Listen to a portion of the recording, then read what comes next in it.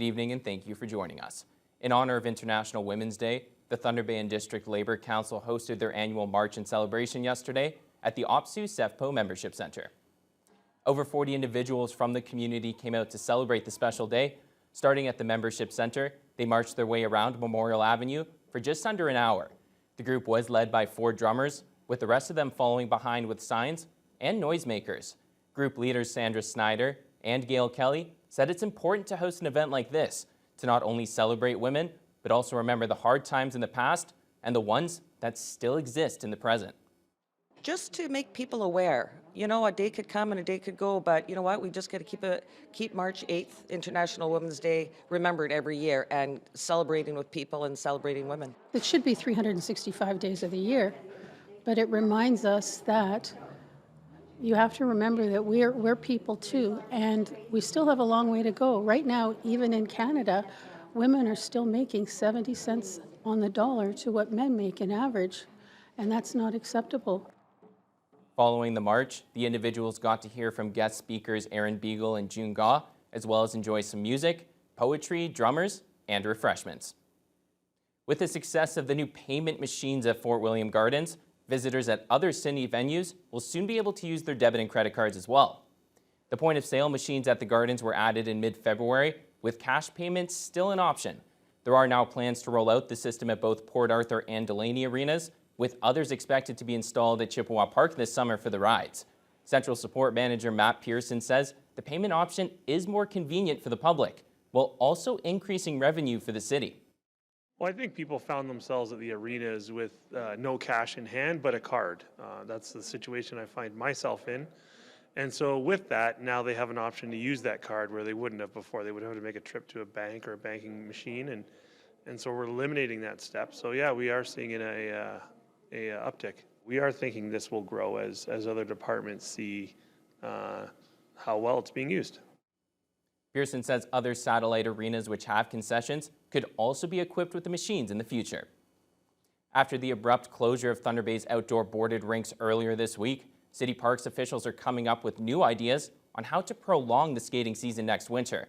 The goal is to fast-track the process of rink setups if the city experiences a similar weather pattern. This rink, like many others in Thunder Bay, never really stood a chance against the spring-like temperatures, leading up to the decision to close them for the season. After a warm start to winter, city employees were not able to build up a good and sturdy base layer of ice at the rinks due to the fluctuating cold in the day and night cycle. City Parks Manager Corey Halverson says his team is hoping to come up with better ways to speed up and rectify their overall process of setting up the boarded rinks. Our strategy really is continuing what we've been doing over the last number of years, which is to focus on the conditions and the prep. We've done some projects over the years where we've done some grading and leveling of the sites so that it takes fewer floods to get the rink up and running. So that gets us started earlier. The rink program was reduced a little bit this year, so that allowed us to focus on a fewer sites, which again makes a big difference when you're trying to recover. Over to the conflict in the Middle East now, where there's more efforts to get aid into Gaza as humanitarian organizations warn of a looming famine in the enclave. It comes as time is running out on ceasefire talks, which Washington had hoped would come before the start of Ramadan tomorrow. CTV's Jeremy Sharon reports. Dropping from the sky, a flurry of aid packages made their way into Gaza Saturday, leading to desperate scenes like these, Palestinians rushing to collect food. The issue of aid is brutal, this man says. We want better methods. In Cyprus, the closest European Union country to Gaza, humanitarian aid is being prepared and loaded onto a ship set to depart in the coming days for the enclave. It will travel through a newly announced maritime corridor. Humanitarian organizations have warned of increasing concerns of famine. In recent days, we've seen reports of the number of children dying increasing. So for our teams and the families that they're trying to serve, it's really one of the hardest places in the world at the moment. The United Nations says more than 1.5 million people have been displaced in Gaza. Friday, Ottawa announced it would restore funding to the UN Relief and Works Agency, which had been suspended after allegations that staff were involved in the October 7th attack by Hamas. It's so critical because UNRWA is the backbone of the humanitarian response in the Gaza Strip. They provide aid like we do as UNICEF, but they also provide services like running the shelters that so many people are living in at the moment. In Rafah, bombardments continue. Residents assess the damage at this residential tower hit overnight, where hundreds were sheltering. They told us to evacuate the tower within half an hour, this man says. It was chaos. This as hope for a ceasefire deal before Ramadan is dwindling. It's looking tough. Washington had expressed its aim for a humanitarian pause before Sunday. President Biden says he's concerned about violence in Jerusalem without one.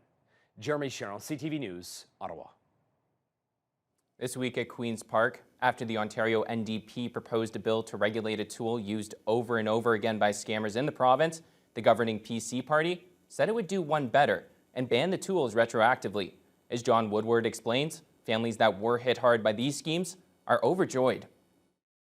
Fast cars and expensive tastes. Anas Ayoub's social media presence tells the story of a journey from a broke 16-year-old riding the bus to a high-powered businessman in a $1.4 million Lamborghini. But Ayoub is accused in court documents of being a directing mind of a strategy to take advantage of a financial tool called a Notice of Security Interest, or NOSI for short.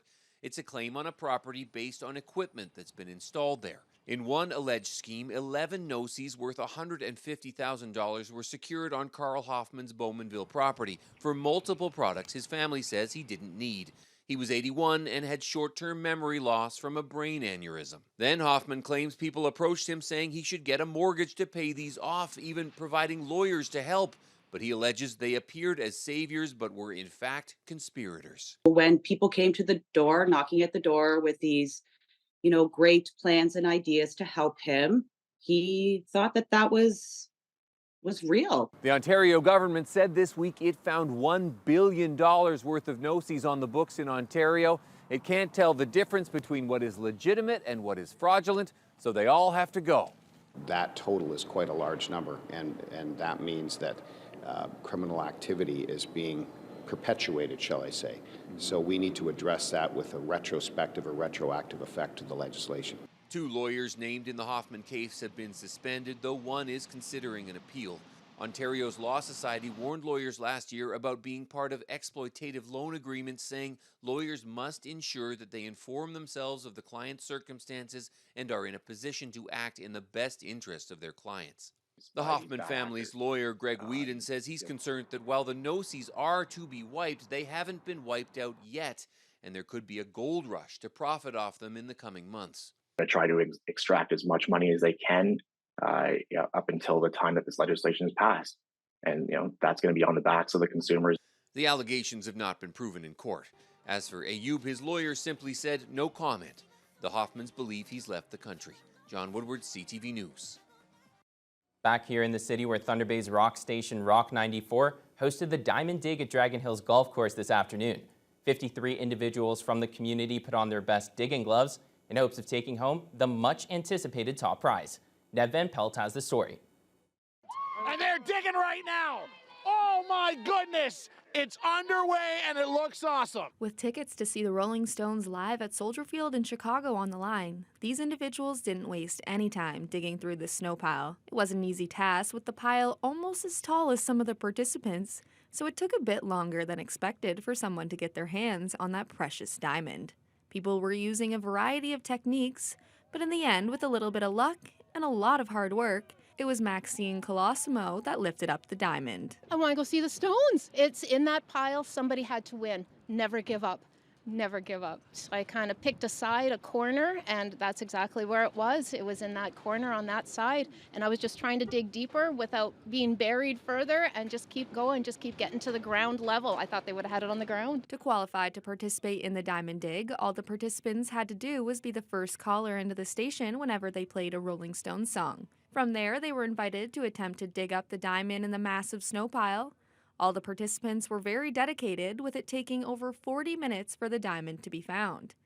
Many representatives from Rock 94 were there cheering everyone on, and morning show host Ted Jessup talked about the importance of holding events like this that bring the community together. What's really, really a lot of fun is, music connects everybody. And if you listen to Rock 94, chances are you like rock music, and chances are you're going to meet people at these kind of gatherings of listeners who you're going to hit it off with. And we saw that a lot today. There were a lot of Rolling Stones fans in the mix, so the rock music helped motivate them to keep digging. Jessup jokingly said that if they were to host this event again in the future, the only change they would need is an even bigger snow pile.